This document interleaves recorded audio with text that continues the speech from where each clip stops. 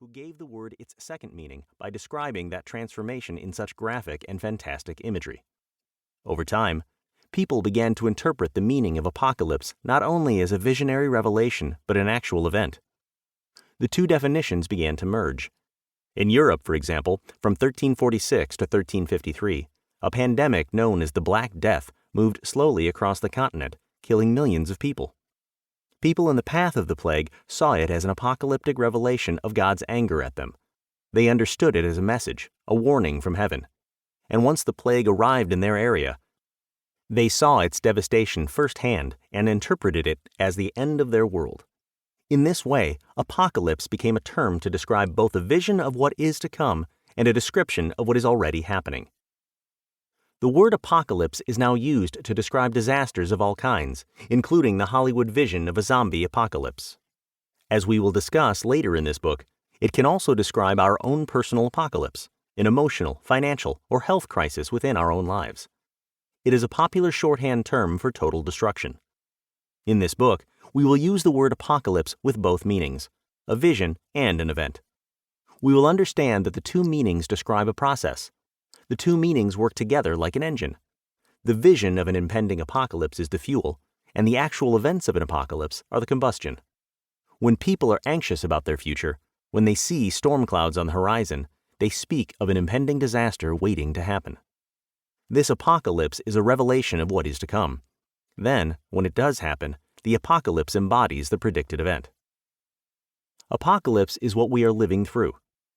It is the coming true of our worst fears, which in turn generates more visions, either of salvation or destruction. In human history, we can trace how this process has unfolded over and over. Cassandra-like prophets rise up to warn us of a coming disaster. They suggest how it will happen and why. Then the prophesied event either occurs or fails to happen, and the process of apocalyptic thinking repeats itself. This process takes place throughout history and in all cultures and faith traditions. The revelation of an end time is universal. Like the story of the Great Flood, which appears in many religions and cultures, it is a common spiritual theme for humanity, something we have all experienced. Conquest, war, famine, and death. The four horsemen of the apocalypse are still with us, both as fear and experience. Today we live in an age of anxiety. We are in that part of the apocalyptic process where wars and rumors of wars abound, where we watch the specter of environmental collapse coming at us with what seems like unstoppable certainty, where institutions on which we have always relied are starting to wobble and crumble, and where disease can reach pandemic proportions that we struggle to control or contain. Consequently, millions of people sense an apocalyptic dread rising up around them. Perhaps you are one of them. It was the experience of apocalypse, not just the fear of it, that my ancestors faced. On Turtle Island, the name many indigenous nations give to North America, the apocalypse began its inexorable consuming of our indigenous way of life from the moment European settlers reached our shores. Our people died from a host of diseases for which they had no immunity or cure.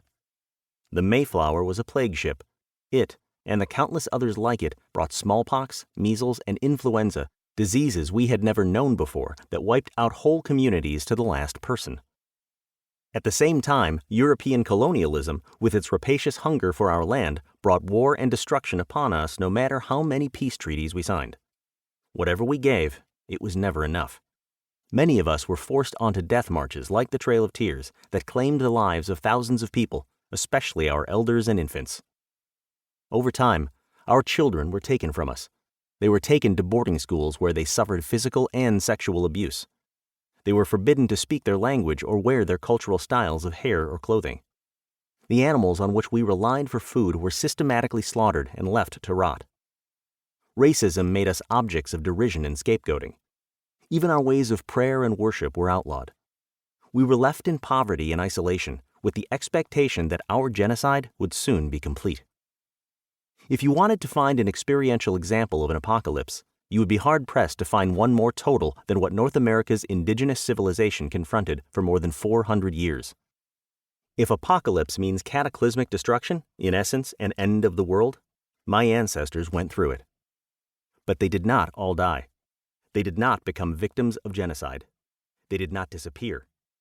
They survived, even if only as a remnant of what once